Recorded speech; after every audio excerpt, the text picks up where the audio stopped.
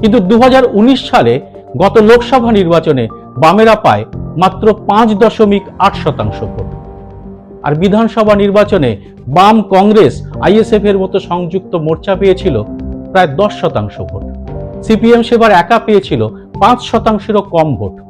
সেই হিসেবে এই পঞ্চায়েত নির্বাচনে বিধানসভা ভোটের থেকে নিজেদের ভোট এই অল্প সময়ে 8% বাড়িয়েছে সিপিএম।